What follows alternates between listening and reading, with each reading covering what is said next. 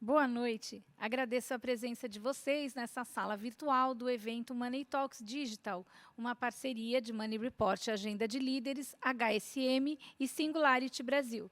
Estamos realizando o evento direto do Learning Village, aqui na Vila Madalena, e agradeço o patrocínio da Accenture, Equinix, Kaspersky, Nel, Synerlog e TransUnion, e o apoio da Atmo Digital, que está realizando esse evento, seguindo todos os protocolos indicados pelos órgãos de saúde e autoridades.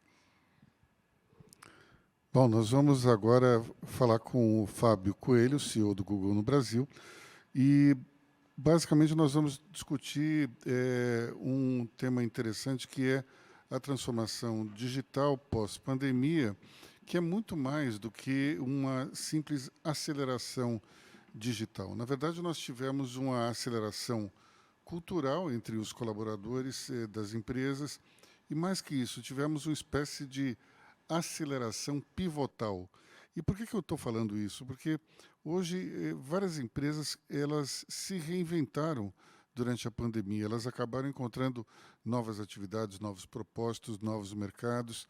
Enfim, a grande necessidade que se instalou nesse cenário pandêmico acabou ajudando as empresas a se renovar, se recriar.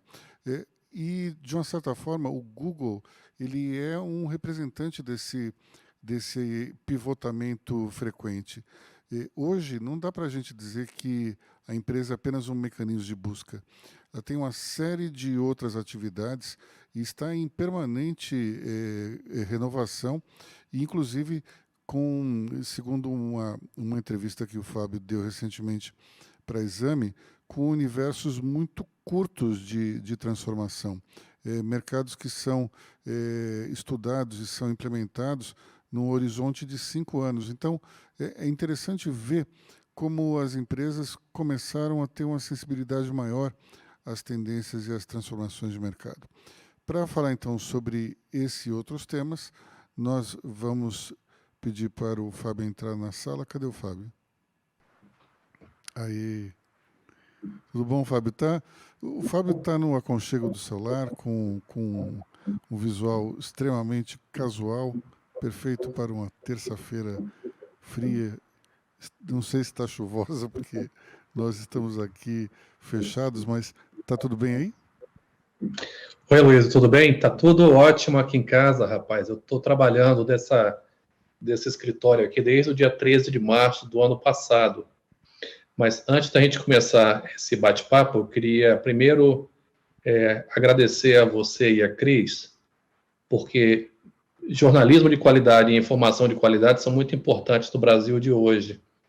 E especialmente tendo em vista as dificuldades que existem no fato de você conseguir colocar um evento como esse à distância, com 3 sessões, onde a gente discute, traz o Money Talks para dentro do ambiente digital e traz tanta gente bacana que falou aqui hoje.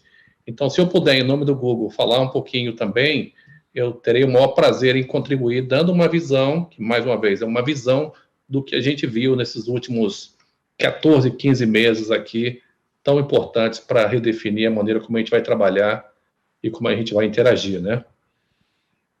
Olha, eu acho que o ideal seria talvez você fazer uma introdução e depois a gente vai aqui trocando ideias e conversando. E eu sei que tem alguns dos nossos conselheiros e patrocinadores que vão fazer umas perguntas pontuais, mas aí a Cris me sopra aqui do lado e fala exatamente quem vai entrar para participar dessa nossa conversa. Então, eu acho que você podia fazer uma introdução aí rápida e depois a gente vai aí tocando bola. Tá bom, faço sim com o maior prazer. Bom, esse mês passado, Aloysio, marcou meu 10º ano administrando o Google no Brasil, liderando a nossa operação aqui, que é uma das operações relevantes do Google no mundo.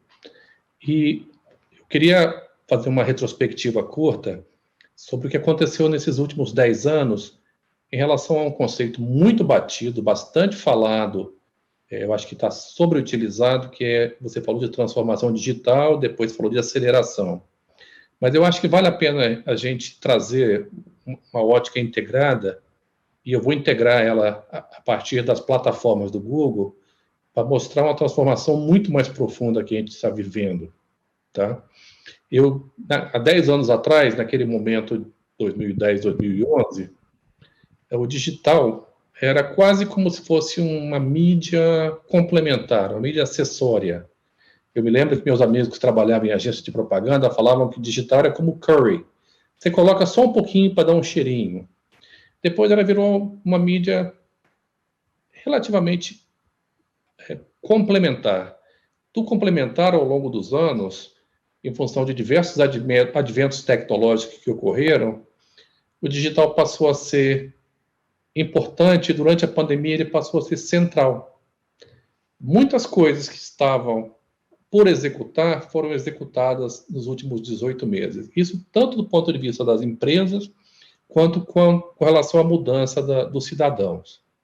Então, o primeiro fenômeno que ocorreu nesses 10 anos, que se acelerou, foi o fenômeno da democratização do acesso.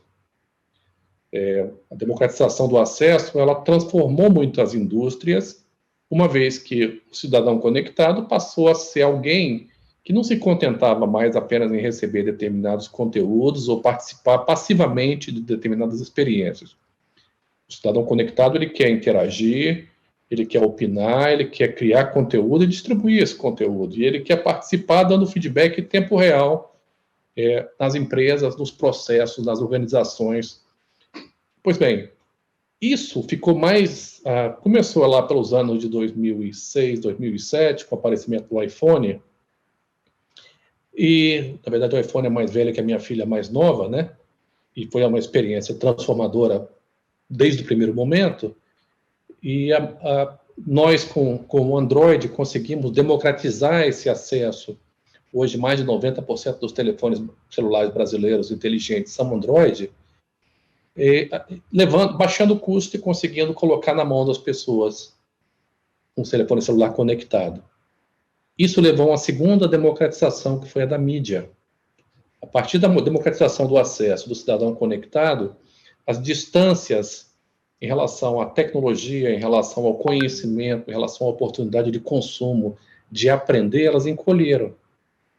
Melhorou ainda mais com o fenômeno da computação em nuvem. Hoje a gente teve gente boa aqui falando sobre o assunto, porque isso permitiu que as empresas menores tivessem acesso a essa computação em nuvem e, com isso, criassem soluções mais escaláveis. Democratização do acesso, democratização da mídia, e com isso, com as pessoas já um pouco mais empoderadas e com mais acesso à informação, nós tivemos o advento da oportunidade democratizada, que teve a ver com o fenômeno das startups. Hoje a gente teve aqui gente falando do Uber também, gente falando da TU. São empresas que nasceram buscando oferecer soluções para resolver determinados problemas que funcionam bem quando você tem um hub de pessoas conectadas. E, finalmente, nos últimos anos, no Brasil especialmente, nós tivemos um fenômeno fantástico com a chegada do Roberto Campos Neto à presidência do Banco Central, que foi um fenômeno de favorecimento da inclusão financeira. Para que o Brasil pudesse realmente estar incluído e todos os brasileiros pudessem ter acesso a esse processo de pagar e consumir. Então, nós do Google olhamos isso como um movimento que ele veio sendo construído tijolo a tijolo e vinha havendo uma certa resistência natural do cidadão, da cidadania, em relação a mudar hábitos de consumo. Só que a pandemia forçou uma mudança completamente diferente e uma dinâmica nova nesse ato de consumir. A pandemia trouxe uma ressignificação do trabalho, na medida que as pessoas tiveram que trabalhar, na sua grande maioria, de casa, quem pôde. Trouxe uma ressignificação do estudar, onde o estudo passou a ser à distância por um bom tempo, e algumas pessoas ainda estão estudando à distância, seja por um período, ou seja permanentemente, por agora, né? A pandemia também trouxe uma nova dinâmica de você interagir com a sua casa. E com isso, houve uma mudança enorme de padrões de consumo e de padrões de entendimento do papel da casa. Com isso, essa transformação,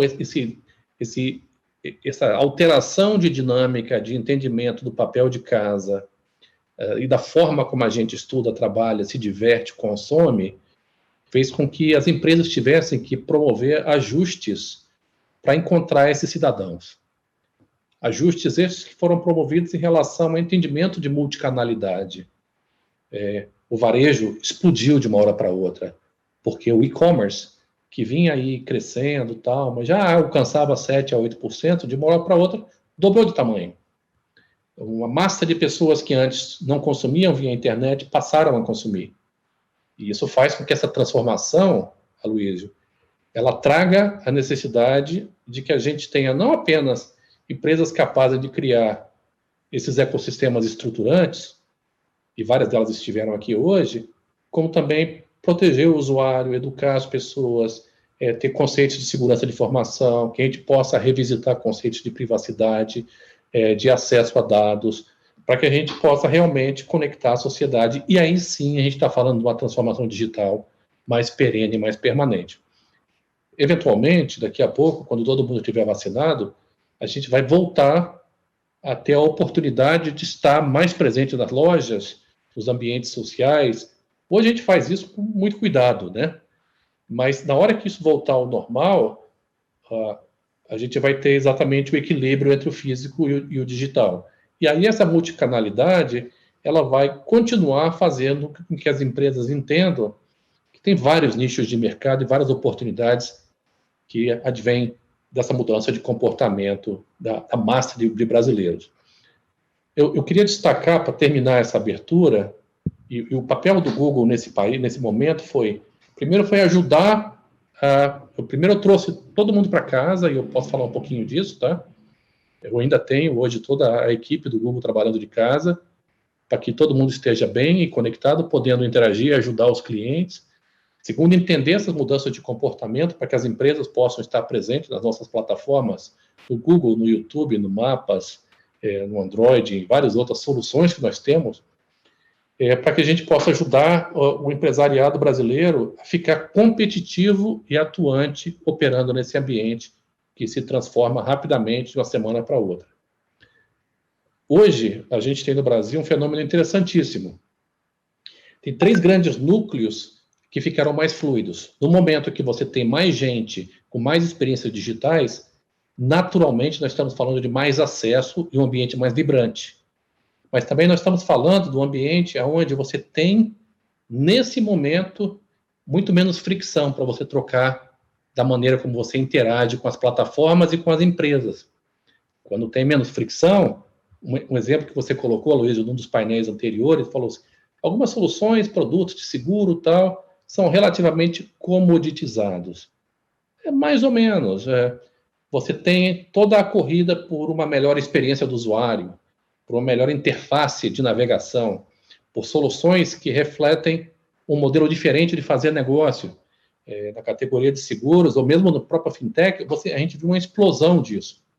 Empresas que fazem seguro de formas diferentes, que usam inteligência artificial para poder registrar e pagar um sinistro da maneira mais rápida, seguro liga, desliga, e por aí vai. Então, o ambiente de fintechs, ele entendeu que ele tem uma oportunidade de ser mais do que isso, um ambiente financeiro. A gente viu um varejo também adotando conceitos de marketplace e tentando, com menos inventário e até mesmo com o entendimento de que eles passam a ter uma prateleira infinita no ambiente digital, usar a tecnologia para poder ficar ainda mais relevante na vida das pessoas. Hoje você consegue comprar um vinho na Casa Bahia, na Via Varejo, em outros lugares que antes você pensava que eram só para eletroeletrônicos. Também consegue comprar no Marché, também consegue comprar em vários outros lugares. E um terceiro pilar, então eu falei do varejo que está se transformando, o setor financeiro em total ebulição, e a gente tem um mundo que é o mundo da telecontent, que é uma combinação de telecom e mídia, também tentando entender como eles conseguem agregar camadas de valor. Hoje saiu, por exemplo, Hoje à tarde, saiu uma notícia que a Vivo quer entrar no mercado de saúde. São grandes massas de clientes. Então, massas de clientes grandes, adoção de tecnologia para você gerar escalabilidade e soluções relativamente adjacentes ao seu negócio, combinadas com a capacidade que você tem de, através de uma marca de confiança, ter a capilaridade e um modelo de distribuição de produtos, podem te levar muito longe. Quem é o grande vencedor com isso? O brasileiro, que passa a ter um ambiente extremamente competitivo, onde as empresas, graças à resiliência do nosso empresariado, as empresas brasileiras, elas passam a operar com escala maior e com custos menores. Lembrando que para operar num país continental como esse, a gente vem trabalhando com as empresas desde 2015, especialmente durante a grande crise do fim do mandato da presidenta Dilma. A gente, a partir dali, veio sendo muito mais pragmático na maneira como a gente ajuda as empresas no Brasil. Então, o brasileiro cidadão, o brasileiro empresário, em geral, essas são as maneiras como a gente encontrou soluções para a gente minimizar o impacto perverso dessa pandemia na nossa sociedade, usando as ferramentas digitais. Então, o nosso papel do Google, tendo 9 plataformas que têm mais de 1 bilhão de usuários ao redor do mundo, grande parte dessas plataformas, elas falam com mais de 100 milhões de brasileiros aqui no nosso país. A gente acredita que o nosso papel é ser partícipe desse momento e ajudar a entender como é que a gente consegue estar participando dessa transformação, dessa aceleração digital no Brasil. Obrigado, Fábio. Eu só queria fazer um comentário que é o seguinte: eu me referi ao mercado tradicional de seguros e o mercado tradicional de bancos, né? Eu tenho certeza que as fintechs, de fato, elas estão modificando o mundo e as insurtechs, na verdade, né, estão modificando esse cenário e criando produtos novos. Antes da gente começar o nosso bate-papo, eu vou dar 2 recados. O primeiro, para quem está aqui na nossa sala private, é dar destaque ao perfil Money Report. Com isso, vocês conseguem enxergar essa divisão de telas e não ver só a do Fábio, só a minha. E também pedir atenção de todos para 2 vídeos que nós vamos passar antes da nossa conversa. TransUnion is a global information and insights company that makes trust possible.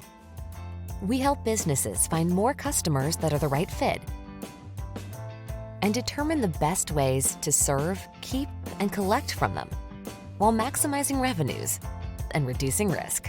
That's economic opportunity with a higher purpose. That's information for good. A mudança está à nossa volta. Moldada pela tecnologia e criatividade humana, nós a colocamos a seu favor. Bom, antes de chamar aí os nossos debatedores, especialmente convidados, eu queria fazer uma pergunta para o Fábio em relação justamente a todo esse crescimento que nós tivemos de uma hora para outra dessa rede. Como é que isso impactou o Google em termos de uso dessa rede toda? Como é que foi o número de procuras e qual foi o crescimento no uso do Gmail, das outras ferramentas?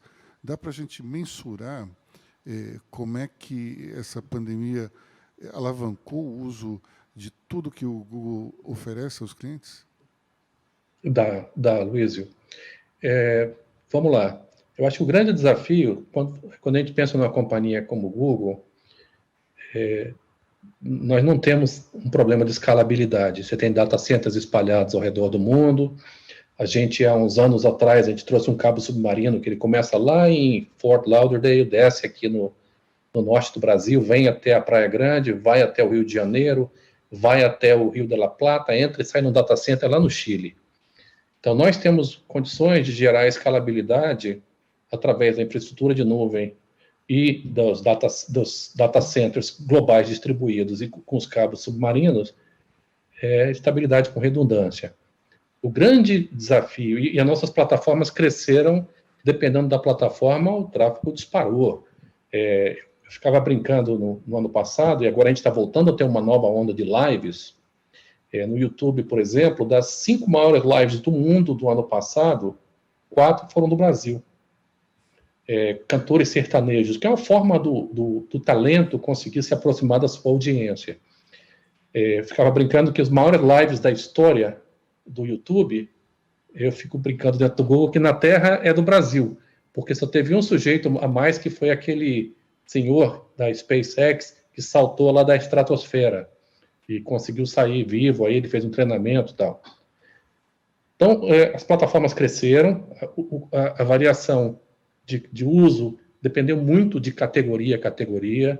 Se você olhasse, vinho cresceu 68%, a busca por vinho, móveis, televisões grandes, a gente ia categoria a categoria. Se você olhar, até mesmo em vestuário, mudou o tipo de consumo das pessoas. Pessoas começaram a buscar mais pantufa, pijama, coisas para ficar em casa, moletom, roupa confortável. Para cada categoria houve uma mudança do perfil de consumo. Algumas houve queda, como automóveis, é natural, está associado com deslocamento. As pessoas seguraram a troca ou a compra de automóvel no ano passado. Mas antes de falar além de falar do Google, que teve crescimento em todas as nossas plataformas, exceto o Waze, que naturalmente menos pessoas trocando, menos trânsito na rua, o consumo do Waze caiu naquele momento. Eu acho que a gente tem que prestar uma homenagem às empresas de telecomunicações, que elas sim tiveram que aguentar uma massa de tráfego enorme e conseguiram manter um aumento de, sei lá, 30%, 40%, 45%, e nós só estamos conectados aqui em função das empresas de telecom que fizeram o seu trabalho, que conseguiram fazer com que a nossa infraestrutura aguentasse isso. Então, eu não sei que tipo de infraestrutura de cabeamento tem por trás disso aqui, mas o que a gente viu de concreto é que o Brasil não parou. A gente conseguiu operar à distância, a gente conseguiu trabalhar à distância em maior ou menor escala, dependendo do bolso, dependendo da região do país, mas a realidade é que podia ter sido muito pior. Países com infraestrutura de telecomunicação pior tiveram mais dificuldade em relação à qualidade da conexão. Então, sim, as nossas plataformas foram muito bem durante a pandemia, e eu fico muito feliz que elas permitiram, agora eu vou conectar com o fato que aconteceu semana passada, o crescimento do nosso negócio fez com que a gente voltasse parte desse investimento para o Brasil e para os brasileiros. Na semana passada, nós complementamos o nosso aporte de contribuições para o Brasil. A gente já tinha feito doações para Gerando Falcões, para outras entidades, e o Google, esse ano, durante a pandemia, a gente completou um aporte de 150 milhões de reais em doações e grants para empresas, fundos assistencialistas, ONGs, e auxílio ao governo e auxílio a empresas de jornalismo que estão espalhadas pelo Brasil nas cidades pequenas. Eu acho que com isso, eu costumo dizer tanto do Google o seguinte: fala menos e faz mais. E a gente com isso está fazendo um pouco mais, e trazendo de volta para o Brasil parte do que a gente conseguiu como resultado de negócios advindo dessa pandemia. Bom, só um complemento, além das empresas de telecom, também as empresas que lidam com os servidores, né? Porque, afinal de contas, uma coisa é levar o sinal, mas processar esse monte de informação também através dos portais, dos sites, foi uma loucura. Eu, sinceramente, até hoje eu me pergunto como é que o sistema não caiu. Você teve aqui e ali, talvez, acho que algum gargalo, mas durante todo esse tempo, desde o início da pandemia, nós migramos praticamente para o mundo online e, tirando um problema aqui, outro ali, tudo ocorreu bastante bem. Então, não só a infraestrutura de telecomunicações aguentou bem, como também a de processamento de dados foi excepcional. Nós temos um pedido aqui de uma pergunta do Cláudio Martinelli, da Kaspersky. Podemos colocar o Cláudio no destaque?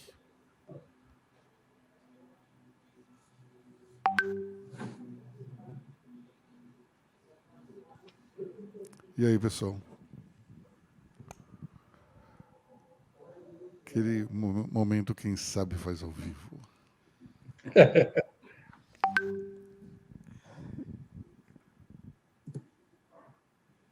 Aí. Opa! Olá, Luísio. Tudo Olá, bom? Fábio. Tudo bom? Muito bem. Prazer estar aqui com vocês.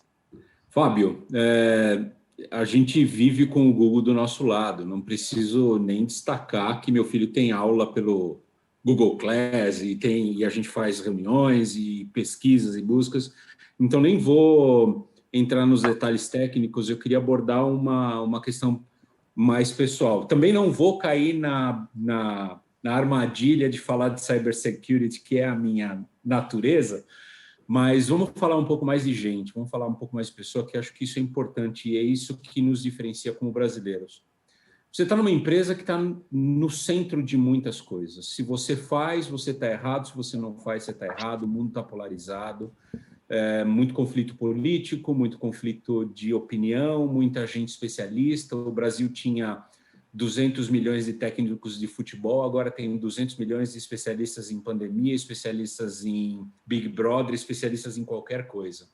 Como é que você bota a cabeça no travesseiro de noite e dorme no meio desse maremoto, Fábio? Como é que um executivo que está tão envolvido numa empresa que faz parte do dia a dia, como você disse, de 100 milhões de brasileiros, põe a cabeça no travesseiro e dorme à noite? Com o sentimento de que eu fiz o meu melhor, que eu tentei ser neutro, isento, apolítico e trabalhando em prol do comum.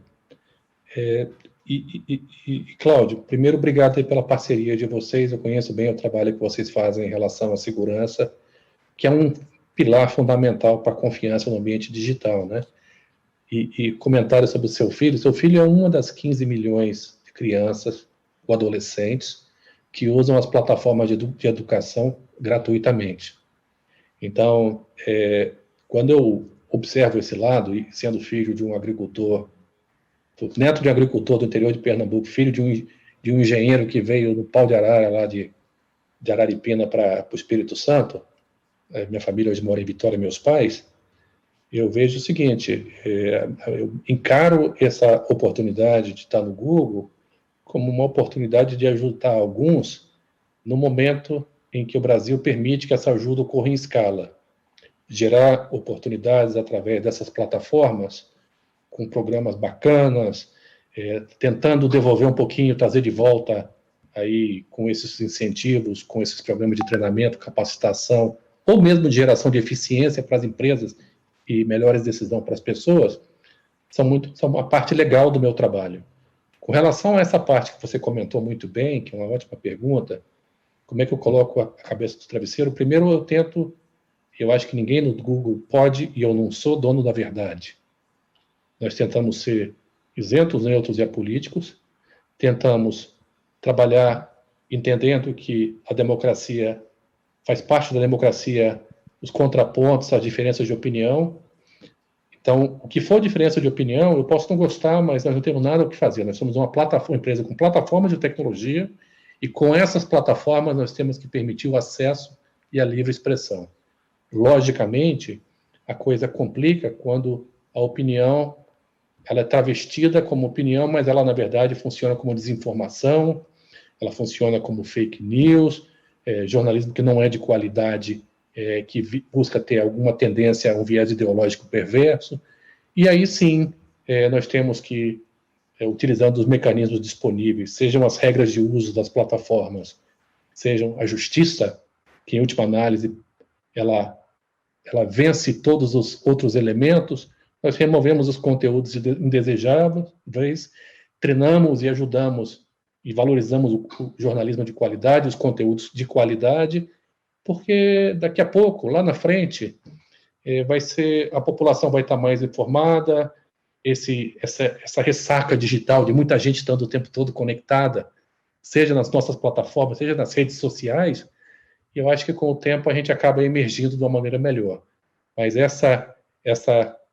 esse emergir faz parte dele a gente passar por um momento onde tem realmente o contraditório aí público. Muito obrigado, Fábio. Fábio, Obrigado. você como detentor de raízes pernambucanas, como eu, Eu é, sei. sempre tem essa preocupação com a cultura do país. E a minha pergunta é: vocês conseguem monitorar durante todo esse tempo aí da pandemia se existe uma busca maior por informações culturais, por livros, se o brasileiro durante esse tempo todo ele se voltou mais para a cultura? O brasileiro se voltou mais para o consumo de informação e entretenimento, Aloysio. Eu posso até buscar depois informações específicas sobre livros, mas lembrando que o impresso, nesse momento, ele sofreu também. Até porque o impresso pressupõe o ato de você comprar. Os jornais, especialmente, tiveram uma queda de circulação durante a pandemia. Mas não significa que não houve. O consumo de Netflix explodiu. É um tipo de entretenimento um pouquinho mais light que a gente vê hoje em dia, né? Até consonante com o momento, com o tipo de device. Se você pergunta para minha filha de 15 anos se ela quer ficar na frente de uma tela, seja uma televisão, uma série de 2 horas, ela acha longo. O perfil hoje é TikTok, é consumos rápidos, são experiências rápidas. O Netflix já não é para uma geração tão jovenzinha assim. Então, eu estou comentando isso mais no sentido, Luiz, de dizer sim, houve um aumento, mas um aumento não da maneira como a gente conhece, houve um aumento de acesso, de uso, de consumo de coisas mais associadas com determinados nichos. Alimentação disparou, como você prepara a sua cozinha, como você tem bem-estar em casa, como você consegue pensar em well-being no teu ambiente, saúde mental, vários tópicos associados ou desdobramentos do fenômeno de você estar em casa dispararam em termos de uso e consumo exatamente em função da nossa situação caseira. E em relação a uma coisa que a gente percebe muito, você mencionou as fake news. Tem como medir essa cultura do cancelamento que a gente vive hoje, esses conflitos que infelizmente nós assistimos na internet? Vocês, através do próprio mecanismo de busca, conseguem perceber se isso aumentou muito ou não? Olha, são casos, né? Nós conseguimos mensurar tudo que se refere à busca, interesse e até mesmo comércio.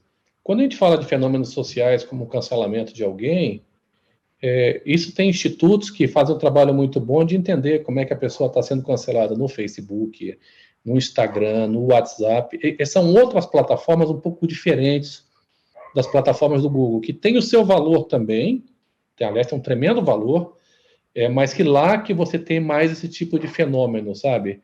É o pessoal querendo saber da notícia, olhando dentro de uma perspectiva de reação e mobilização social. Aí é melhor você usar um Facebook, uma rede social, ou mesmo utilizar de determinadas plataformas mais de toques mais rápidos, como é o caso do Twitter. Fábio, a gente vai agora chamar o Federico Grosso, CEO da Adobe, para fazer sua intervenção, sua pergunta para você. Fed, você está aí com a gente? Estou. Está me ouvindo? Perfeitamente. Tudo bom, Fred? Oi, Fábio, tudo bom? Fábio, rapidamente eu estou curioso de saber, porque o nosso mundo digital também está passando um furacão chamado cookieless, tá? E, obviamente, a gente tem uma visão sobre isso. Eu acho que uma das perguntas que eu escuto mais nos nossos clientes ou nos boards onde eu sou conselheiro, eu queria um pouco escutar de você, como é que você vê esse post-cookieless world? Olha, eu acho que as companhias vão acabar encontrando soluções para conseguirem continuar entregando as suas experiências. No nosso caso, com os sistemas operacionais que nós temos, com Chrome, com Android e tudo mais, existe uma forma de você conseguir ter bom acesso à informação de usuários, sem necessariamente você ter que necessitar de um sistema de tagueamento tão robusto como a gente pode ter hoje. Eu ainda tenho dúvidas Fred, se esse negócio vai ser bom para todo mundo, sabe? Muitas vezes as medidas são feitas em nome de determinadas proteções, de pessoas que às vezes nem sabem que elas querem ser protegidas. Mas isso é uma discussão que a gente vai ter que avançar ao longo do tempo aqui no Brasil e no mundo, né? Acho que quando eu, por exemplo, quando eu vou lá na terra do Aloysio, na terra do meu avô lá, eu tenho que pegar um avião para Recife, depois tenho que pegar um outro para ali para, então tenho que pegar um avião lá para ali para Petrolina. Cara, se a gente for pensar, eu não tenho problema que saibam no ambiente digital que eu sou um sujeito que viaja, que vai para aquela região, e aí uma companhia já me oferece um carro, e aquele sistema, eu vou lá fazer uma busca de alguma coisa de interesse naquela região para comer lá no bodódromo, e aí os caras já sabem que o sistema já sabe e me oferece um anúncio customizado para mim. No meu caso, isso não é um problema. Tem gente que se incomoda com isso. Eu preferia que as pessoas tivessem a opção, como elas têm hoje, elas ficassem com a opção de navegar anônimas ou de buscar algum outro tipo de proteção em relação à sua própria privacidade, do que a gente criasse um modelo muito mais apertado, que talvez não ajude as empresas a terem eficiência. Sinceramente, eu acho que esse é um assunto importante que tem que ser discutido. Eu me preocupo muito, e aí nós temos aqui empresas que trabalham com segurança de informação. Eu acho que eu tento investir tempo, muito tempo também, em relação à proteção do consumidor final sobre o uso indevido de plataformas digitais. Sabe, no dia que a gente colocou o aplicativo da Caixa Econômica no ar, que a gente trabalhou com a Caixa Econômica para colocar aquele aplicativo no ar, o do Fundo de Auxílio Emergencial, cara, aquilo ali foi um dia muito louco, Fred, pelo seguinte: você tem um monte de gente do outro lado esperando o momento deles poderem fazer o download para poder registrar, para poder pegar dinheiro para comer. Só que, por outro lado, aquelas pessoas, muitas delas, elas não tinham tanto conhecimento do digital. Aí aparece logo o scammer, o cara que inventa o aplicativo falso, você tem que tirar o aplicativo. Então, esse tipo de assunto, eu acho que ele merece uma discussão maior no ambiente digital. Como é que a gente protege o cidadão em relação às fraudes? Como é que a gente evita os vazamentos de informação grandes, que já ocorreram alguns aqui no Brasil? As pessoas têm acesso à informação da nossa informação do cidadão, no nível de abertura. Aquilo não se obtém no ambiente digital. Esse ambiente, até infelizmente, até pode se obter em alguns lugares aí. Mas como fazer para que a gente tenha maior confiança no sistema, eu acho que é um grande pilar, e tem várias empresas aqui que são boas nisso, que estão trabalhando juntas para que a gente possa garantir que as pessoas consumam, comprem e participem do ambiente digital com mais confiança ainda. Olha, na minha Obrigado, experiência, Fábio. Obrigado. Obrigado, Fred. Na minha experiência como defensor do liberalismo, o que eu tenho visto é que muitas vezes, quando as autoridades se metem a proteger alguém que não pediu proteção, geralmente há algum tipo de confusão no mercado e esses protegidos acabam, de alguma maneira, se prejudicando. Enfim, é algo que infelizmente acontece, especialmente no Brasil, que é um país que parece que as autoridades querem controlar tudo e proteger todos, e nem sempre isso acontece. Bom, eu vou chamar agora o Rafael Rola, que é da TransUnion, para fazer a sua pergunta. Rafael, está aí com a gente? Estou aqui, sim. Boa noite, tudo bem? Me escutam bem? Tudo bem, Rafael? Sim. Tudo jóia, Fábio. Boa noite a todos. Obrigado pelo espaço aqui, pela oportunidade. Bom, Fábio, a minha pergunta, em partes, ela foi coberta pelo Federico, da Adobe. Era um pouco sobre essa... Na verdade, a sua resposta foi um pouco na direção da tecnologia persuasiva, né? Como é que a tecnologia persuasiva, às vezes, ela não pede, de fato, permissão para o consumidor, né? Que acaba sendo abordado de várias formas, né? Com propaganda, com marketing, com oferta. E às vezes isso não é conveniente, não tem conveniência, né? Tem pessoas que gostam, tem pessoas que não gostam. E eu queria entender um pouco a sua visão sobre esse aspecto, né? De conveniência versus persuasão. E o segundo ponto se fala muito em consumidor, centralidade no consumidor, né? E o exemplo que você trouxe do aplicativo da Caixa, você entende que o Google tem um papel importante nesse processo de educação da população? Eu entendi todo o histórico, foi muito boa a construção no início, né? Começou com acesso, e foi criando uma plataforma, né, digital para a inclusão, e a pandemia acelerou muito isso e trouxe muita gente para esse mundo, né? Como é que você vê? Você acha que o Google tem um papel importante nesse processo de educação digital da população, pela importância que ele tem no ecossistema? Como é que você enxerga isso? Legal. Primeiro, eu acho que vale a pena colocar um negócio, Rafael, que eu vou buscar lá no comentário do Aloysio sobre liberalismo, tá? Nós temos um Marco Civil da internet que é excelente no Brasil. Excelente. Nós temos uma legislação que funciona, que ela foi criada trazendo o melhor. Não é um negócio que ocorre o tempo todo. O que ocorre ter o melhor do que aconteceu nos Estados Unidos, misturando com o melhor da internet, submetido a uma ampla consulta popular, isso foi aprovado. Pois bem, com ela veio a Lei Geral de Proteção de Dados, que também é uma lei bastante abrangente e que todas as empresas têm que respeitar. Então, o único reparo que eu faria, que você falou que as empresas navegam sem permissão, não. As empresas apenas podem utilizar do que é permitido nos termos de serviço de cada plataforma. No nosso caso, por exemplo, a gente não vende dados. Deixar isso bem claro. O Google não vende dados, não usa dados individualizados, não usa dados de categorias consideradas sensíveis e vários outros cuidados que se tomam. Uma outra empresa pode ser um pouco mais agressiva, mas isso está explícito nos seus termos de uso de serviço. Pois bem, te falo isso pelo seguinte, talvez o que as pessoas não gostem, quando falam de propaganda, eu falo, legal, tudo bem. Vamos pegar um exemplo aqui, o YouTube. Tá? O YouTube, você tem dois modelos no YouTube. Você tem um modelo gratuito, onde ele é financiado por propaganda.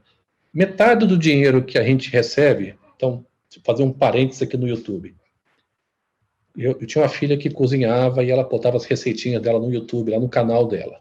Pois bem, se alguma empresa quisesse falar com o público que assiste o canal da minha filha, aquela empresa botava uma propaganda antes do vídeo dela.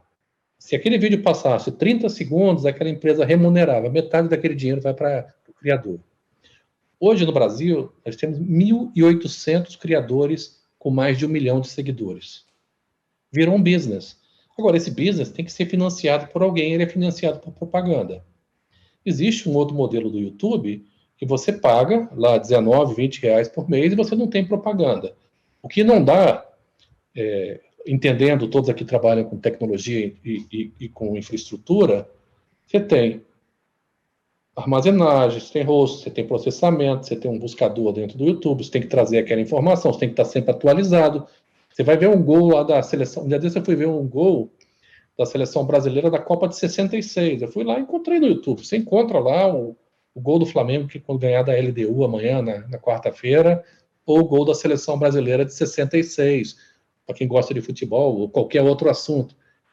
Tem um custo para você manter isso aí armazenado, tá atualizado, conseguir entregar isso para um usuário numa fração de segundos, tá? Só que as pessoas não querem pagar por isso. Então, ou você paga de uma forma ou você fala de outra. Esse é o conceito básico de monetização, né? Não dá para ter um modelo onde não se cobra e não se paga, tá? A segunda coisa, com relação à educação, que foi o seu comentário, sim, é um papel. E eu não tenho, voltando ao ponto eu acho que a gente tem a obrigação de trazer os assuntos que são controversos, porque parte do processo de educação é discutir os diferentes pontos de vista. Senão, as pessoas não têm nem o direito à expressão da sua maneira como elas gostariam de que fosse. E pode aparecer alguma empresa que talvez funcione com um modelo de monetização diferente, pegando o exemplo do YouTube. Eu não vou colocar nenhuma publicidade no meu vídeo. Tá bom, vai se financiar de outra forma. Os ambientes de monetização, as estratégias de monetização diferentes estão aí, não tem problema nenhum, desde que você consiga entregar um produto que seja legal para uma determinada quantidade de usuários. Sobre a educação, sim, nós temos um papel enorme. Ajudar os YouTubers a continuarem criando, produzindo conteúdo e sendo remunerados por ele. Ajudar os desenvolvedores desse ambiente digital. Ajudar o cidadão a entender como ele pode usar as nossas plataformas para estudar, para trabalhar, para ganhar dinheiro, para se profissionalizar. Para cada subpúblico desse, o Google tem uma responsabilidade. A gente não consegue fazer tudo o tempo todo para todo mundo, mas eu tento todos os dias que a gente consiga cobrir um pouco de cada um desses grupos, ajudar os jornalistas a produzirem melhor e fazerem uma transformação para o ambiente digital. Nessa transformação, o nosso papel é de ser um facilitador e tentar ajudar. Várias empresas conseguem, sabe? Mas esse conseguir, ele é bem trabalhoso. Não é uma migração fácil. Porque você está trocando um modelo que era mais simples por um modelo que ele é fundamentado em tecnologia, ele é um pouco mais complexo mesmo. Mas sim, temos um papel de ajudar a tentar, pelo menos, trazer à luz as discussões e criar os ambientes para que as pessoas possam discutir. O Fábio, é engraçado porque você fala que não dá para fazer tudo ao mesmo tempo, tudo o tempo todo para todo mundo, mas a impressão que eu tenho é que todo mundo acha que o Google tem que fazer tudo o tempo todo para todo mundo. Mas, sabe o que acontece no ambiente digital? Exatamente porque existe uma abundância de acesso, você tem determinados grupos que eles são impactados. Num primeiro momento foi o jornalismo. O jornalismo foi impactado porque você começou a ter abundância de pontos de vista gratuitos. Então, como é que você remunera as pessoas que trabalhavam naquilo? Então, tem um trabalho que é ajudar jornalismo de qualidade a ser reconhecido, distribuído, valorizado e monetizado. Aí você fala, puxa vida, setor financeiro, as fintechs colocam uma pressão enorme, porque elas criam experiências novas, elas conseguem ter propostas de valor, que muitas vezes, por não terem custos legados, eles conseguem avançar em cima. Tá? O exemplo do Nubank, ou modelos novos de fazer as coisas, o Uber contra o táxi, tudo isso aí, nós somos, como plataforma, nós somos facilitadores desse movimento, mas esse movimento não está disponível só para a fintech, também está disponível para o banco. Você vê grandes bancos brasileiros fazendo migrações espetaculares, como o Bradesco, o Santander e o próprio Banco Itaú. Então, não dá para fazer tudo para todo mundo, para todos, mas a gente tem que entender que o nosso papel é ajudar as empresas a tentarem encontrar o seu melhor, independente do ponto de partida que elas têm. Sem dúvida. Bom, eu vou chamar agora o Leonardo Chebli, da ANEEL, para fazer sua pergunta. Léo, você está aí com a gente? Estou aqui. Boa noite aí a todos. Boa noite, Léo. Fábio. Vai, tudo jóia? Tudo ótimo. Estou querendo mudar um pouquinho o rumo da prosa para falar mais sobre a questão da cultura do Google, que é uma coisa que eu sempre admirei demais. A cultura, né, tive presente aqui já algumas vezes no Google aqui em São Paulo, né, e em outros lugares, e o Google sempre foi justamente esse objeto de desejo, aí trabalhar no Google é o sonho de muitas pessoas, e eu queria saber, você mesmo falou no início aí, né, que você está em casa desde 13 de março, a equipe toda está em casa também desde 13 de março, aí é um benchmarking. O que o Google tem feito justamente para manter essa cultura, né, criada, essa cultura forte do Google, nesse momento aí de todo mundo trabalhando completamente fora da caixa, no caso lá da sede do Google. Como é que é esse trabalho? Léo, deixa eu só complementar aqui a sua pergunta. A última vez que eu estive falando com o Fábio na sede do Google, eles estavam em franca expansão. Então, foi interessante que antes da pandemia estava se crescendo o espaço físico e, de repente, todo mundo foi trabalhar em casa. Então, como é que foi isso aí? Vamos lá, 2 pontos importantes. A gente acredita no espaço físico, assim como a gente acredita que lojas são importantes, agências bancárias são importantes, desde que exista clareza sobre o papel do ponto físico. No nosso caso, o nosso ponto físico, os nossos pontos físicos são pontos de experiência para quem trabalha lá, para fazermos eventos, um evento bacana como esse aqui, a gente podia ter feito lá, ou para quem quer interagir com clientes no ambiente físico. Isso não pressupõe que a gente vai abandonar o digital, de jeito nenhum, mas também a gente não vai abandonar o físico. Nós vamos voltar, o Jamie Dimon, que é o CEO de um grande conglomerado financeiro americano, ele chama de Creative Combustion, combustão criativa. É aquilo, gente, você está no escritório, você está andando, encontra uma pessoa, fala uma coisa com uma, está interagindo ali. Isso é muito difícil no ambiente digital. O ambiente digital é melhor para economizar viagem. Tem um cliente lá em Belo Horizonte, a gente vai conversar à distância aqui, em vez de ir a Belo Horizonte a cada 3 meses, você vai a cada 6, consegue dar uma reduzida de custo, as reuniões ficam mais do tempo certo, ficam mais pontuais. Então, primeira coisa é isso, o escritório para a gente é um ativo, ele não é um liability, tá? Empresas diferentes podem ter posições diferentes, a nossa é essa. A segunda coisa é que o escritório não vai pressupor menos flexibilidade. As pessoas vão trabalhar lá vários dias por semana, mas também, eventualmente, tem um direito de trabalhar de casa. A gente provou durante a pandemia que isso pode ser feito. A gente vai equilibrar esses dois mundos. É o mundo do E, não é o mundo do OU, tá? Em relação à cultura da companhia, eu acho que a tua pergunta foi muito boa, pelo seguinte, quando a gente pensa em cultura, muitas vezes as pessoas associam o Google ao sofazinho colorido, à comida gostosa, aos eventos legais, e aquilo existe sim. Mas o coração da empresa, eu acho que tem um pouquinho mais do que isso. Tem o processo de colaboração entre as pessoas estão conectadas através das plataformas digitais, o Gmail, com o calendário, com todo o sistema de videoconferência, dos Hangouts e tudo mais. Isso é uma conectividade que você pode fazer de qualquer lugar. Então, empresa que busca pessoas altamente comprometidas, você dá autonomia para as pessoas trabalharem, até porque nesse mundo de informação distribuída, quem sou eu para saber mais do que as pessoas que trabalham lá? Todo mundo sabe mais do que eu no seu ramo, na sua profundidade de negócios. Uma empresa generosa, e essa generosidade do ambiente físico, que é um ambiente físico legal, a gente também transfere isso para as pessoas poderem trabalhar de casa.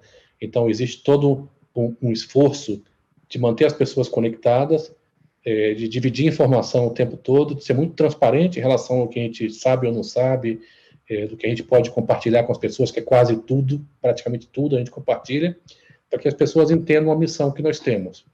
Ao entender essa missão, ter os recursos necessários para se trabalhar de casa e poder, nesse momento, entender que o físico é apenas uma impossibilidade temporária, a gente consegue manter os pilares fundamentais da cultura intactos, sabe? E todos os programas que a gente fazia no escritório, a gente continua fazendo de casa, só que à distância. Obrigado, Fábio. Vamos chamar agora a última pergunta, que é do Maurício Escobar, da Anima Educação. Maurício, está aí? Oi, tudo bem, Aloysio, tudo bem, Fábio? Ô, Maurício. Caiu uma ligação aqui que eu não tive como fugir dela. Eu acho que você começou... Isso acontece nesse nosso mundo digital, né? Você começou, acho que, falar nas duas últimas perguntas, acho que você tateou um pouco o tema. Eu obviamente, por ser da educação, vou puxar um pouco a brasa para minha sardinha aqui.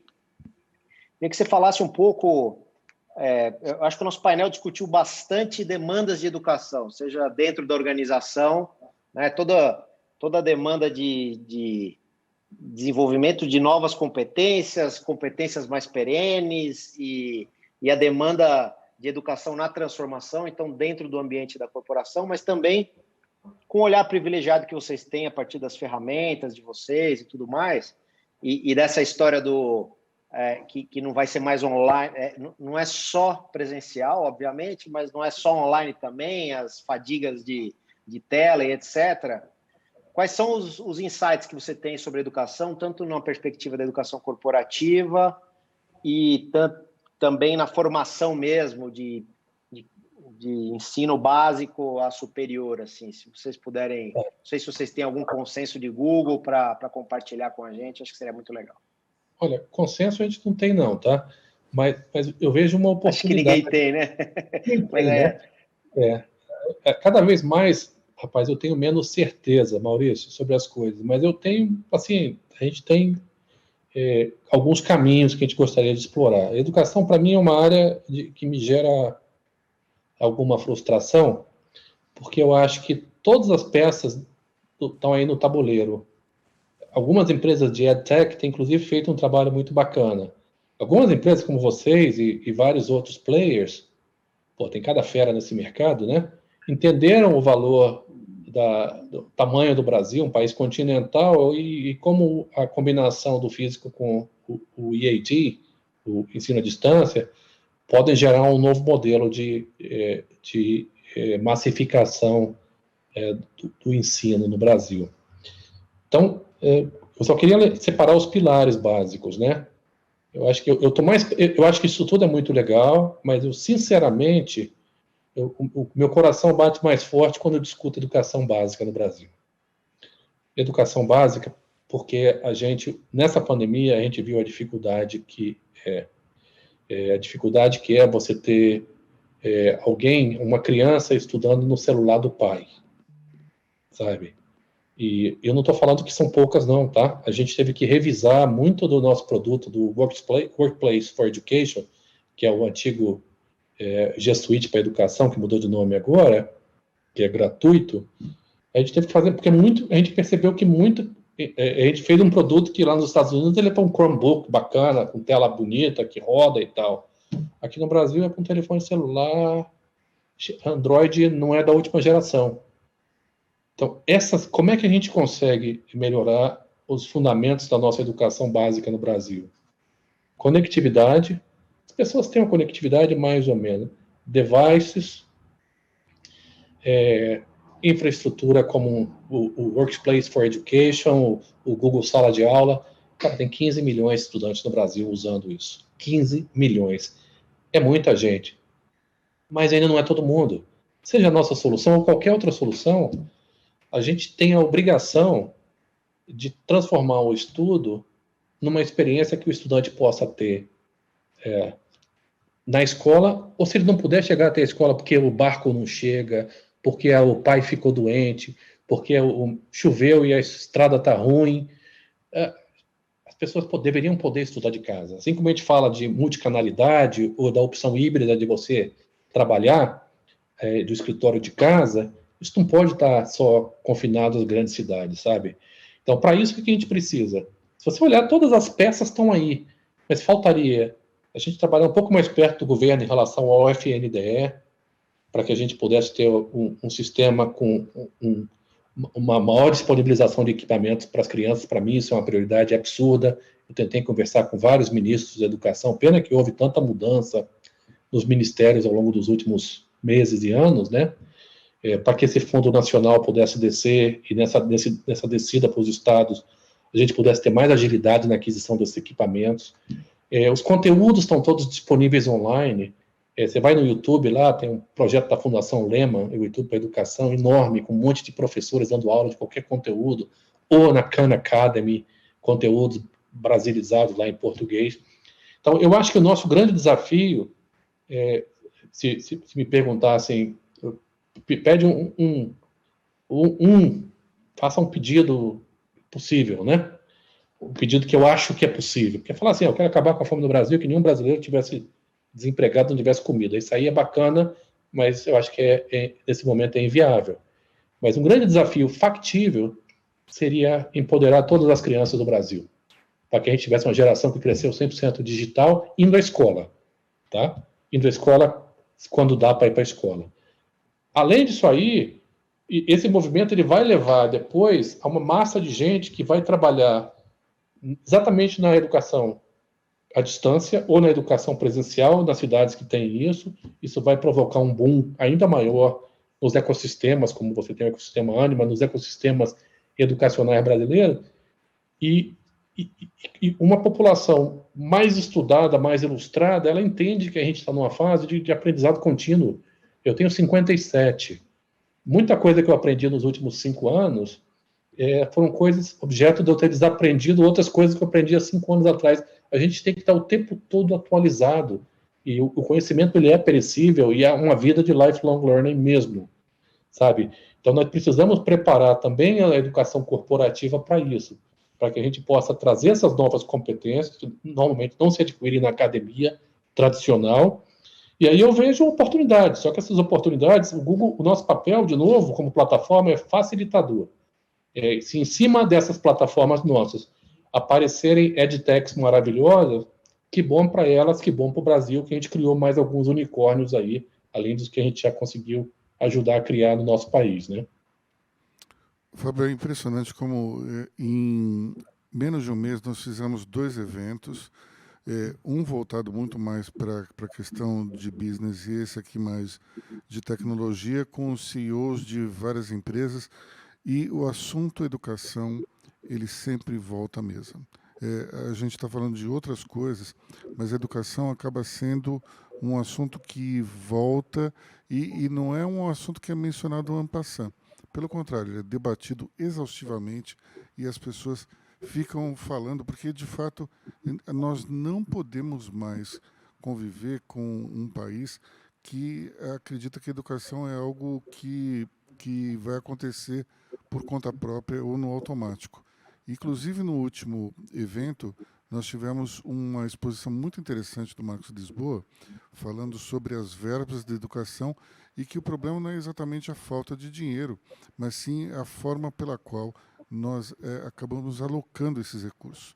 Então, é algo extremamente importante que precisa estar na nossa pauta e precisa ser discutida o tempo todo. Antes de passar a palavra para a Cris fazer o encerramento final, queria te agradecer muito a tua disponibilidade, esse tempo que você passou conosco, dividindo não só as suas opiniões, como suas ideias também. Sempre uma experiência inenarrável. Muito obrigado pela tua colaboração. Eu queria agradecer a Luiz, a você e a Cris. De novo, vocês são feras, vocês são pessoas do bem e que ajudam a gente a povoar esse deserto de informação e notícia do Brasil e com essa pegada ainda associada ao mundo profissional e digital, eu fiquei muito feliz de ter participado e agradeço também a todo mundo que fez as perguntas e provocações que são super atuais e válidas mesmo. Obrigado, eu que agradeço. Obrigado. E já que a gente está falando de educação, eu vou passar para a Cris, então, fazer o nosso encerramento oficial. Fábio, mais uma vez, muito obrigada, não só por hoje, mas por todos os momentos que você sempre está disponível para nós. É sempre uma honra compartilhar esses momentos contigo. Queria fazer um agradecimento também, mais uma vez, aos nossos patrocinadores, Accenture, Equinix, Kaspersky, Nel, Cinerlog, TransUnion. Vocês nos ajudam a fazer um evento melhor e marcar na agenda de vocês aí que no dia 15 de junho nós temos um evento todo voltado para a educação, justamente por ser uma prioridade. Nós acreditamos muito nisso, vamos reunir alguns ícones aí da educação para debater a nossa realidade, os desafios que temos. E no próximo dia 24 de junho, nós temos mulheres inspiradoras no Brasil e no mundo, onde vamos também trazer mulheres que ocupam cargos de liderança, não só aqui no Brasil, mas algumas brasileiras que estão fora, fazendo trabalhos incríveis. Então, a gente tem aí 2 agendas bastante importantes aí no futuro. Boa noite a todos. Agora assistam conosco 2 vídeos finais dos nossos patrocinadores e boa noite, até a próxima.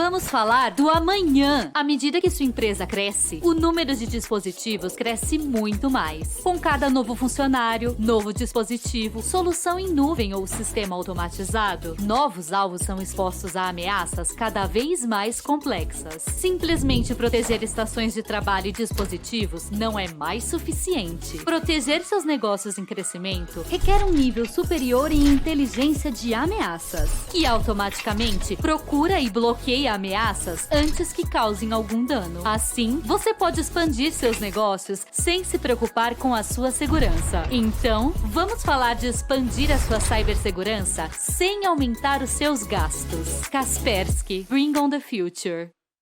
Quer vender, enviar ou entregar produtos cross-border no Brasil, mas não consegue? A Synerlog ajuda você a cruzar as fronteiras.